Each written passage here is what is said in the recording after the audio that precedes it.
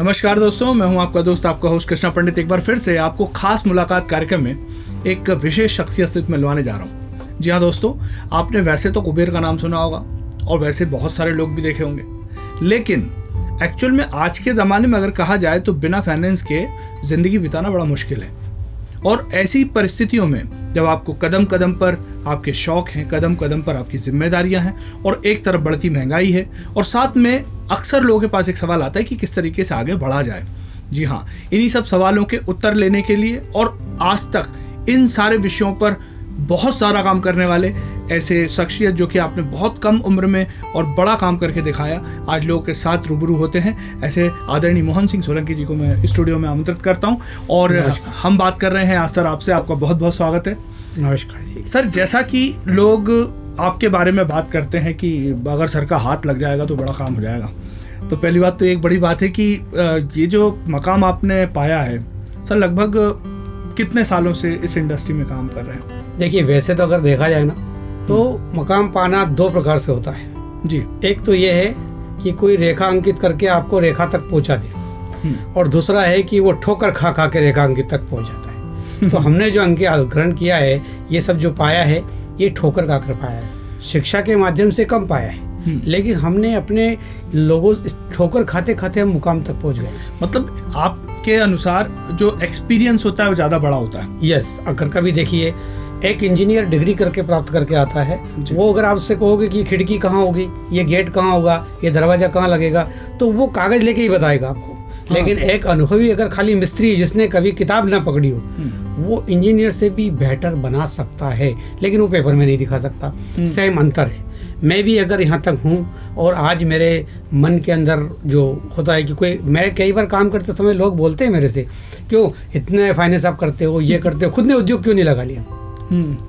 तो आपको पता है कि अगर टीचर से पढ़ाता है और टीचर से पढ़ने के बाद आदमी कलेक्टर बनता है, एसपी बनता है, डॉक्टर बनता है, सब कुछ बनता है। तो अगर ये कहा जाए कि मास्टर से कि तुम क्यों नहीं बन गए, तो फिर बाकी कैसे उत्पत्ति होती है? ये एक मिथ है कि लोग अक्सर जो गलत तरीके से देखते हैं कि आप कहाँ थे, मतलब अगर आप पढ़ा रहे थे तो आप कलेक्टर क्यों नहीं बने, अगर आपने लोगों को सिखाया था तो आप वहाँ क्यों नहीं। इस टाइप की एक बड़ा ये मिथ है, लोग इस पे गलत तरीके से देखते हैं। नहीं, पर ये एक तरीके का नशा है, आपको पता है जी। आपको थोड़ा सा वैसा लगेगा कि जो शराब पीता है और वो पी करके रोड के किनारे बैठ पड़ा हुआ होता है, और हम कहते हैं कि ये तो पड़ा हुआ है, किनारे पड़ा हुआ है, और ये रोज सुबह उठता है और शराब के पास चला जाता है। उसको उठा के देखिए आप, उसको इस बात का नशा है। शराब का जैसा नशा होता है वैसे व्यक्ति का हर चीज का नशा होता है। किसी को गाना गाने का नशा है, किसी को कुछ देने का नशा है, किसी को मिलने का नशा है, किसी को बहुत मुस्कुराने का नशा है, और वो अपने लिए जगह ढूंढ लेता है।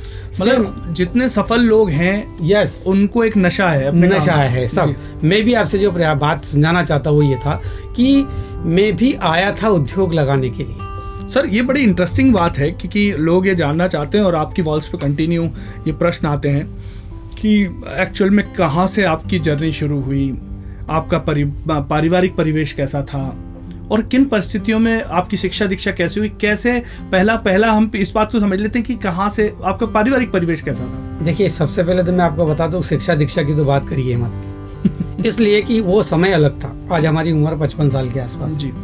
हमारे ज़माने में पढ़ना मतलब एक बहुत बड़ा खर्च का विषय था, जिसमें पढ़ नहीं पाते थे।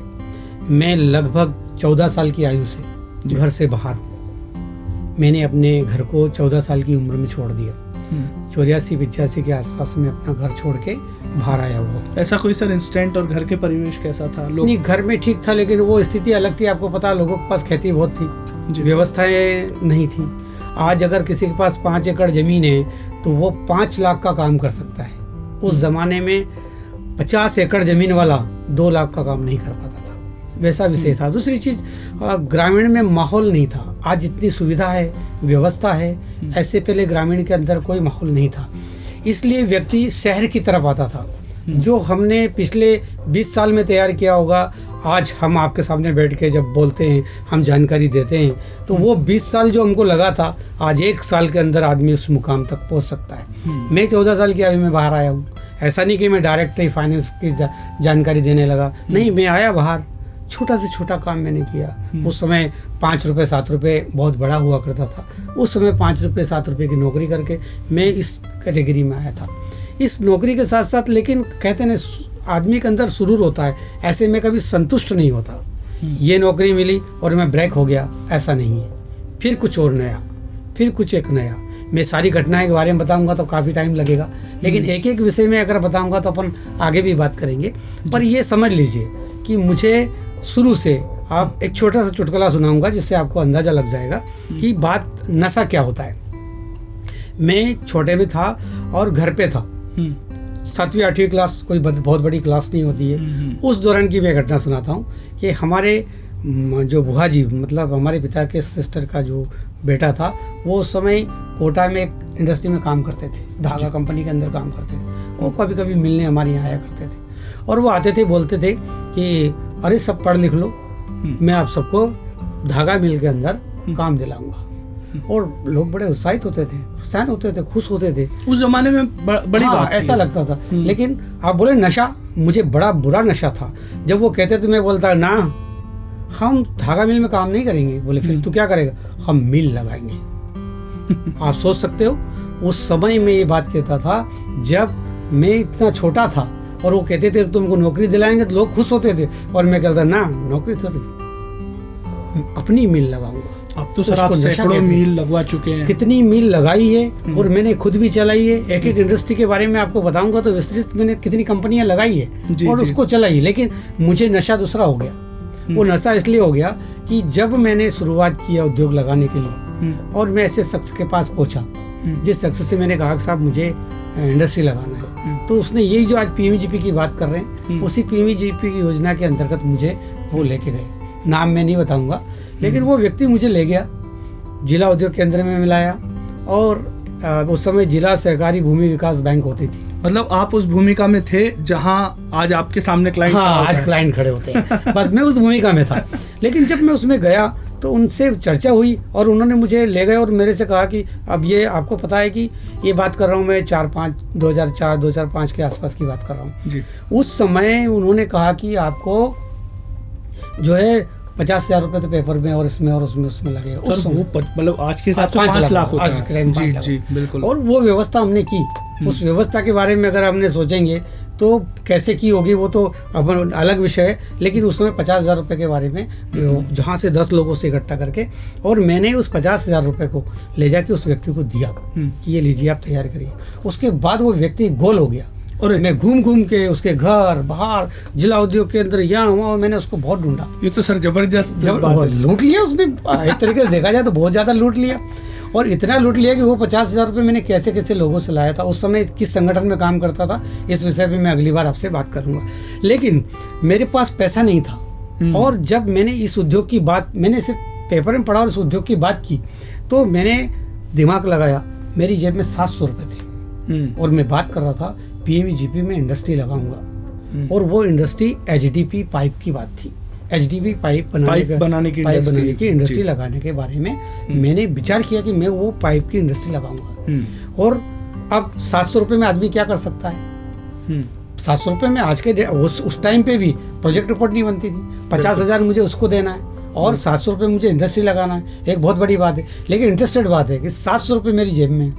मैंने बैठे बैठे विचार किया कि यार 700 रुपये में तो इंडस्ट्री नहीं लगाएगा, लेकिन इंडस्ट्री के लिए ज़मीन भी चाहिए, बिजली के लिए वो भी चाहिए, परमिशन चाहिए, 50,000 रुपये ये भी बंदा मांग रहा है, ये भी चाहिए, मार्जिन मनी 2.5 लाख रुपये होती है वो भी चाहिए, और हमारे पास तो कुछ है ही नहीं, इंडस्ट्री तो लगानी है। मैंने दिमाग लगाया, अपने इर्द गिर्द के 5 लोग या 7 लोगों को बिठाया और मैंने उनसे कहा कि भाई साहब फैक्ट्री लगानी है। तो सबसे पहले उन्होंने क्या कहा मालूम? ये सस्पेंड हो गया है कंपनीज में, उस समय उस दौरान सस्पेंड हो गया, तो बोले सटिया गया है, ये डिस्टर्ब हो गया है कि जो आदमी टिफिन लेकर के हाथ में 1200-1500 रुपये की नौकरी करने जा रहा है, वो बात क्या कर रहा है? इंडस्ट्री लगाऊंगा। मैं आप लोगों को बता दूं कि ये जो विषय है, इस विषय पे भी एक पूरा कंप्लीट वीडियो है, इसकी मैं लिंक आपको डिस्क्रिप्शन में दे दूंगा और हम इस पे बात करेंगे जी। अब मैंने उसके लिए तैयारी की तो 5 लोगों को बिठाया, उसमें एक लोकल बंदा था। वो बोले यार मैं तो नौकरी करता हूँ, मैं भी 1200-1500 रुपये की नौकरी करता हूँ। मैं बोले ऐसा नहीं, तेरे घर पे बात कर, तेरे पास ज़मीन है तो उसमें से मुझे 10,000-15,000 स्क्वायर फीट जगह दे दे और उसकी कीमत कर ले। वो कीमत हम तेरे को अदा कर देंगे, लेकिन लोन के बाद। या चालू होने के टाइम। हाँ, मतलब एक तो सामंजस्य। अब उसमें मेरा क्या रहेगा कि जब उस कंपनी में काम चालू होगा तो जितना काम होगा वो तू कराएगा और एक तरीके से तू कॉन्ट्रैक्टर हो गया। हम उसे काम भी देंगे जी। तो उस दौरान ये बात कर रहे हैं, उस दौरान उस जमीन का करीब 15,000 के आसपास स्क्वायर फीट थी। उस जमीन को उसने 87,000 रुपये में एग्रीमेंट किया कि मैंने एक खाता खुलाया, चेक काटा 87,000 रुपये का और रजिस्ट्री कराई। उस समय से 11,000 12,000 रुपये में रजिस्ट्री हुई थी। रजिस्ट्री करा के और वो एक मैंने डाइवर्शन वगैरह करवा के ज़मीन तैयार किया। 700 रुपये मेरी जेब में पड़े हैं अभी, आप वो ध्यान रखिएगा। वो वहीं की हाँ, वो 700 रुपये मैंने खर्च नहीं किए। वो 11,000 रुपये भी उन्हीं से लगवा के मैंने रजिस्ट्री कराई थी। डाइवर्शन का शुल्क भी 700-800 जो भी उस समय था वो उन्होंने जमा किया। अब आता है कि पैसे किस लगे, बाकी के पैसे कैसे हो गए। 2 लोगों 3 लोगों को और जोड़ा। वो बोलने लगे यार हमारे पास तो इतना पैसा है नहीं। मैंने कहा देखो जिस यूनिट में आप काम करते हो, मैं तो सस्पेंड हूँ, आप उस यूनिट में रिजाइन करिए।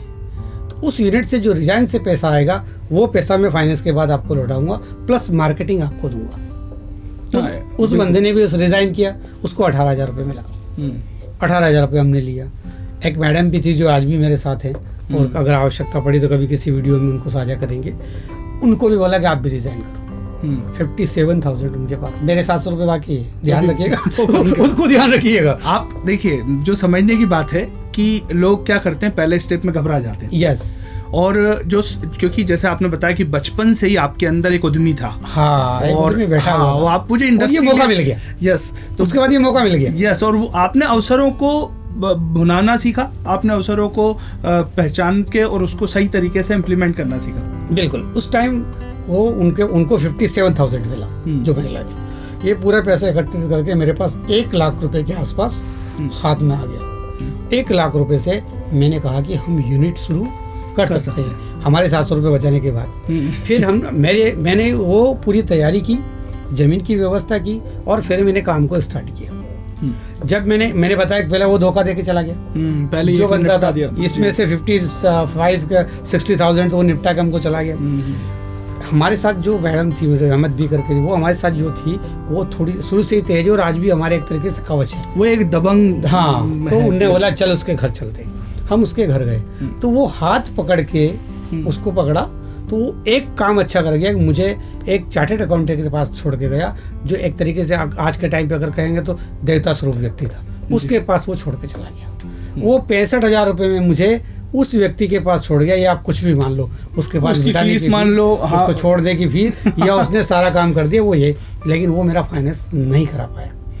मैं जिस व्यक्ति के पास आया उन्होंने इस फाइनेंस को, मैंने उनको पूरी घटना सुनाई और घटना सुनाने के साथ साथ ये पूरी स्टोरी तैयार की। तो उन्होंने कहा कि चलिए इस काम को मैं करता हूँ और फिर हमने प्रोजेक्ट रिपोर्ट तैयार किया।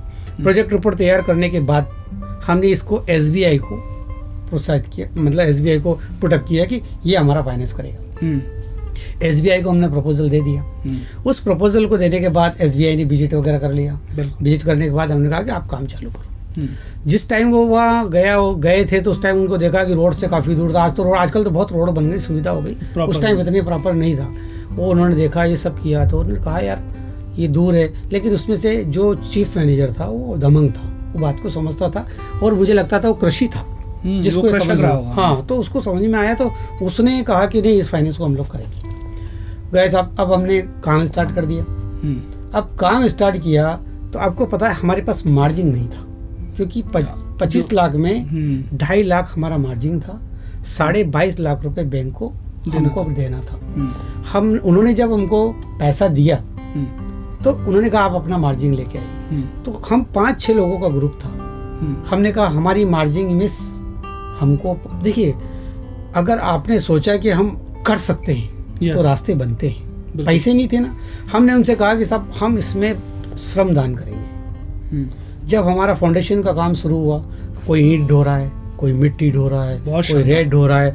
हम दिन में, मेरे यहाँ जो अधिकारी आते थे, मान लो इलेक्ट्रिसिटी विभाग से, MPB से आते थे, बैंक से आते थे, मेरे साथ कुछ चार्टर्ड अकाउंटेंट आते थे, वो कार से आते थे और हम लोग साइकिल से चले जा रहे हैं और साइकिल से हम गए। मतलब एक बात तो सर क्लियर होती है कि जैसे ये जो टाइटल है, जो सब्जेक्ट है जिस पे हम बात कर रहे हैं आज की, फाइनेंस की स्टेप बाय स्टेप प्रोसेस क्या होती है।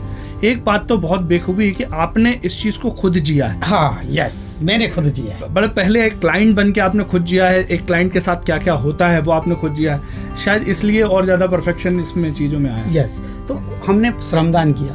आपको पता है आज की डेट में अगर हम किसी भी प्रोजेक्ट को बनाते हैं, चाहे हाउसिंग लोन हो या इंडस्ट्री लोन हो या जो भी हम लोन अगर तैयार करते हैं, तो एक इंजीनियर का एस्टीमेट बनता है। उस एस्टीमेट में लिखा होता है 40% श्रमिक, मतलब 100 रुपये का अगर आपका एस्टीमेट मकान बनाने का है तो 60 रुपये का सामान होगा। हाँ। और 40% श्रम होगा। हाँ। तो वो 40% श्रम हम लोगों ने दिया था। मतलब वो भी यस, ये जिन लोगों का नाम बताया, ईंट ढोया, रेत ढोया, और जब बिल बनता था तो लेबर का बिल बनता था, हम लोगों का बिल बनता था। मतलब वो भी हम आप तो मतलब ऑलरेडी प्रॉफिट 40% वो भी प्रॉफिट ले गए। हाँ, तो हमने वो 2.5 लाख रुपए हमारी श्रमदान में, और बैंक को बाकायदा हमने इस बात को तरीके, जैसे हमने पहले भी कहा ना, मेरे वीडियो में कहता हूँ कि बैंक को आपको समझाना होगा, तो हमने ये बात भी बैंक को समझाई। बहुत बढ़िया, ये हमारा मार्जिन नहीं थी, ये हमारा मार्जिन। यस, हमने ये बात बैंक के सामने रखी कि एक्चुअल में ऐसे। तो देखो दोस्तों, एक और पॉइंट जैसा कि सर ने पिछली वीडियोस में हमको बताया है कि तरीके होते हैं कि हम उसे किस तरीके से लेके चल सकते हैं, है ना, अपने मार्जिन्स को कैसे कवर कर सकते हैं। तो कंसल्टेंट का एक सबसे बड़ा यही फायदा है, ये एक अनुभव है कि हम मार्जिन्स को, अपनी मॉर्गेज को और इन चीज़ों को कैसे मैनेज कर सकते हैं, उसको कैसे मैनिपुलेट कर सकते हैं। तो मैनिपुलेट का मतलब ये नहीं कि चीज़ें कुछ भी की जाएंगी, उसका कोई उचित रास्ता निकाल के उसमें से अपनी चीज़ों को निकाल सकते हैं। मैं आज लोगों से बोलता हूँ कि आप मेरे पास आइए और मैं आपका सपोर्ट करूंगा। इसका मतलब है कि जो मैं अभी घटना आपको बता रहा हूँ वो आज भी मेरे अंदर जिंदा है। फिर क्या हुआ सर, वो यूनिट लगी। हाँ, फिर वो यूनिट लगी। मैं अब उस तैयार हो गया, हमारा पूरा कंप्लीट। अच्छा, उस समय एक बात और कहेंगे कि जितने भी मेरे संबंध थे, अगर कोई पानी पिलाने वाला है तो उस संबंध को भी मैंने बुझाया, और कोई मुझे पगड़ी पहनाने वाला है उस संबंध को भी मैंने बुझाया। बहुत लागे इलेक्ट्रिक ठेकेदार थे, उन्होंने मेरा बहुत सपोर्ट किया। उस समय तकदीर से कुछ अधिकारी मिले, उन्होंने भी मेरा सपोर्ट किया, और इंडस्ट्री लगी। इंडस्ट्री हमारी पूरी कंप्लीट हो गई, बिजली लग गई, चालू हो गया। उसके बाद उन्होंने मशीन की डीडी रिलीज किया। अच्छा, मतलब पार्ट पेमेंट होता है उसमें। हमने सिविल वर्क के लिए उनसे पैसा नहीं लिया था, हमने मशीन, वर्किंग कैपिटल और इलेक्ट्रिसिटी के लिया था। शेड वगैरह बनाने में ज़्यादा हमने लगाया था, कम से कम बैंक से सपोर्ट लिया था। अब मशीन के लिए उन्होंने डीडी दी। भाई हम तो नए आए थे इंडस्ट्री में। हाँ बिल्कुल नए, वो सोचते थे। उन्होंने डीडी जारी की। तो डीडी का नियम होता है कि अगर किसी मशीन के लिए आपको पेमेंट करना तो एक साथ आप पे मत करिए। आपके पास कोटेशन आया, कोटेशन में कैटेगरी लिखी होती है कि 10% अमाउंट साइनिंग अमाउंट, उसके बाद वो मशीन बनाना चालू करेगा। 60% अमाउंट यानी कि मशीन कंप्लीट होगी, डिलीवर्ड। फिर जो बचा है 30% में से 20% और 10% जब वो मशीन इरेक्शन कर देगा तब। मतलब इस टाइप जैसे कोटेशंस में भी अलग अलग लिखा रहता, नीचे कैटेगरी लिखी रहती। बिल्कुल। लेकिन हम तो नए थे और कहा जाए तो हम मजदूर थे, हमारे पास साइकिल थी और हम कोई ऊंची आवाज में बात करना संभव था नहीं। हाँ, मतलब आज जो कार और कारों का काफिला लोग आपके साथ देखते हैं, वो भी एक दौर था कि जब आप साइकिल से चल के चीजों को। अभी तो मैं आपको 5 मिनट एक बीच में नया विषय डाल रहा हूँ कि आज मेरे पास कोई आता है कंसल्टेंट और कहता है कि साहब मुझे लोन चाहिए, तो सबसे पहले वो मेरे पास कार बेचता है, फिर बोलेगा साहब मशीन तो मेरे लिए प्लेन की टिकट कराता है। वो साधारण होटल में नहीं रुकवाता, 3 स्टार होटल में रुकवाता है। तो ये तो अलग चीज़ है, ये कुछ और दे के चला गया है ना। पर वो टाइम कुछ और था। तो अब मशीन के लिए बैंक ने क्या किया, एक साथ पेमेंट रिलीज कर दिया। मशीन वाले ने हमको मशीन की जगह कचरा डब्बा भेज दिया। ओह, मतलब आपके साथ ऐसा फ्रॉड भी हुआ? यस, उस मशीन की जगह कचरा डब्बा भेज दिया। ये तो हमको लगता है आज ही हो रहा है, ऐसा पहले भी होता था। यस, नहीं उस टाइम भी हुआ, क्योंकि मैं मशीन की क्वालिटी नहीं जानता था। उस समय HDP पाइप के लिए स्क्रू बैरल होता है, एक मिक्सर होता है, टेकअप होता है, कटर होता है, वाइंडर होता है। अभी तो मैं आपको नाम बता रहा हूँ, उस दौरान उस समय में पता नहीं था, नाम भी नहीं था, क्योंकि उसके पहले हमने एक छोटी सी मशीन। सर ये लगभग कितने साल पुरानी बात होगी? ये आप मान के चलिए 2005-6 के आसपास की, 6-7 के आसपास, 5-6 के आसपास की बात है। अब वो डब्बा टिका गया। मेरे साथ जिस चार्टर्ड अकाउंटेंट ने ये सारी व्यवस्था करी थी, मैं बड़े भाई की तरह मानता हूँ, गुरु भी मानता हूँ। आज जो मैं कुछ कर रहा हूँ, मैं उसका श्रेय 60% से लेकर 70% उनको देना चाहता हूँ, 30% मैं अपनी मेहनत को देना चाहता हूँ। लेकिन वो उस समय अलग था। उन्होंने उन्होंने देखा, उनको बहुत गुस्सा आया, मशीन वालों को उन्होंने बहुत कुछ सुनाया, लेकिन मशीन लग चुकी, बैंक की इंस्टॉलमेंट चालू हुई। हाँ, और काम शुरू हुआ नहीं, क्योंकि जो पाइप बनाने की मशीन थी एक्चुअली पाइप बनाती नहीं थी। तो वैसी स्थिति में मेरा जो है, हम लोगों की क्या हालत रही होगी। हाँ, क्योंकि एक तो मेन बात है कि आपके पास मार्जिन मनी नहीं। हाँ, दूसरा अपनी मेहनत से सारी चीज को स्टैंड कर रहे हैं। तीसरा वो जो रिस्क लगी हुई वो लगी है, ऊपर से किस्तें शुरू हो गई, मशीन डिलीवर्ड नहीं हुई। उसके अलावा एक और चीज बहुत बड़ी थी जिसके बारे में आप सोच नहीं सकते हो। जिन आदमी को आपने लिया, उनके विश्वास, एक की नौकरी छुड़ा दी। हाँ, मतलब प्रोविडेंट फंड निकाल दिया, ये एक बड़ी बात है। एक की जमीन की रजिस्ट्री करा ली, उसी से रजिस्ट्री के चार्जेस लगवा दिए, और यूनिट चालू नहीं हुई। लोन होते ही हमने इतना जरूर किया था, हमने जमीन वाले के पैसे कुछ दे दिए थे, कुछ लोगों के दे दिए थे, लेकिन देखो मुखिया जो होता है ना, उसको जहर पीना पड़ता है। आज अब जैसे पिता की बात करें अपन, तो अगर दिवाली का टाइम है, पिता बच्चे के लिए कपड़े, जूते, मोजे सब ले आएगा, खुद के लिए बनियान नहीं लाता है। वो सबसे आखिरी, उसको पता है कि बचा क्या, पर्स देखेगा है कि नहीं। लेकिन बच्चों की जब मुस्कुराहट आती है ना, सब सोचता है यार मैंने पहन लिया। बिल्कुल सेम उस टाइम इन सबका जो मुखिया पिता का जो रोल था वो मेरा था। सब चिढ़ते थे, मेरे पैसे लगा लिए, तूने मेरे लिए कुछ नहीं किया।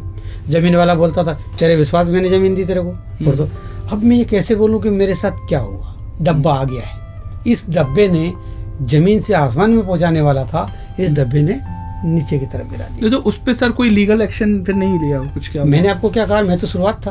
बिल्कुल, आज तो मैं उस मशीन वाले को कहाँ पहुंचा दूंगा वो अलग बात है, लेकिन वो टाइम कुछ और था, बिल्कुल, वो विषय कुछ और था। दूसरी चीज, एक स्लीपर पहनने वाला व्यक्ति इंडस्ट्री लगा रहा है भाई।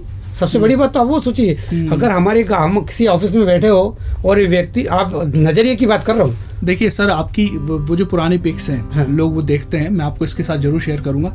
आप बिल्कुल देखिए कि कितने सामान्य तरीके से आपने अपना जीवन शुरू किया और बड़ा स्ट्रगल के साथ, अनुभव के साथ। बिल्कुल, उस टाइम के आंदोलन के भी ये चित्र अगर आपको जारी करना है तो मैं वो भी आपके साथ साझा करूंगा। बिल्कुल बिल्कुल। हम जब किसी ऑफिस में बैठते हैं, जब चाय पीते हैं और जो बच्चा चाय लेके आता है, आपके नजरिए उसके साथ चेंज होता है। अगर मानवता वाले लोग के अंदर तो नहीं होगा, लेकिन अधिकतर पिछड़, क्लास रख के इधर आओ, ये सफाई करके जा। ये बात दूसरी भाषा में किया जाता, बेटा चाय ले जा। लेकिन ये अंतर है। तो हम उस समय चप्पल वाले थे, आप बोलेंगे कानून की बात कर रहे हो, तो कानून में आदमी का स्टैंडर्ड होता है।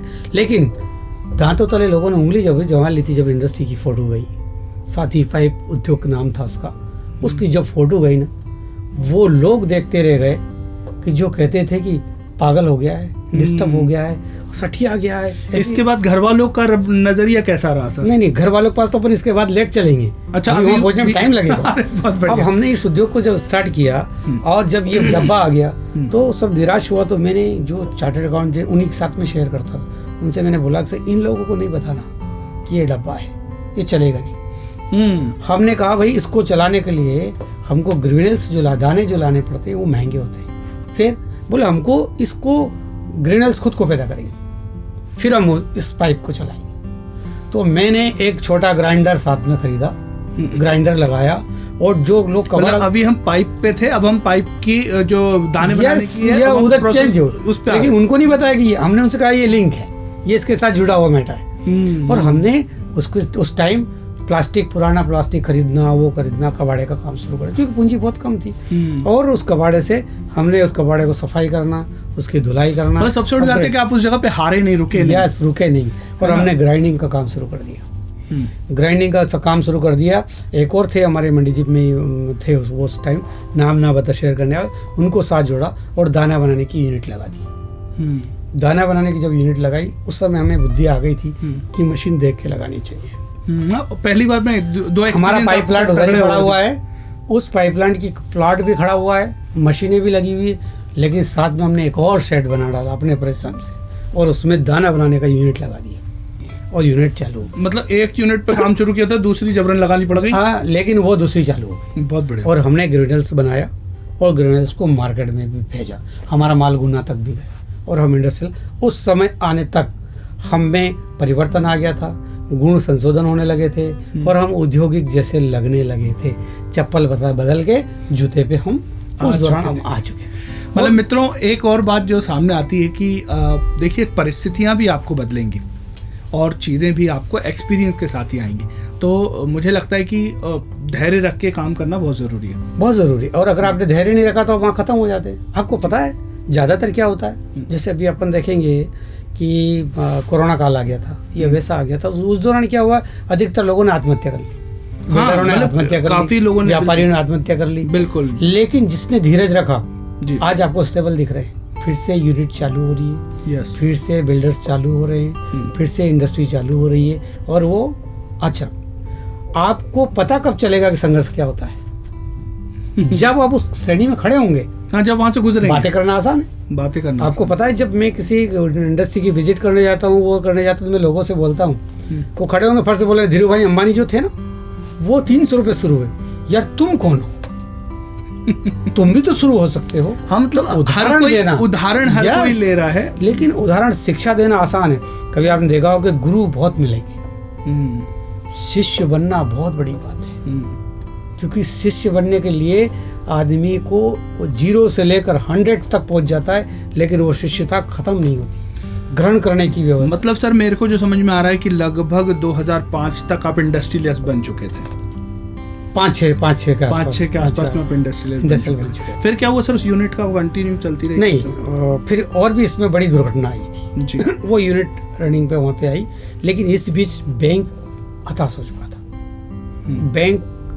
हम बैंक को रिटर्न नहीं कर पा रहे थे और बाहर की व्यवस्थाओं से नहीं कर पाए थे। लेकिन इसमें मेरे गुरु का काफ़ी रोल था।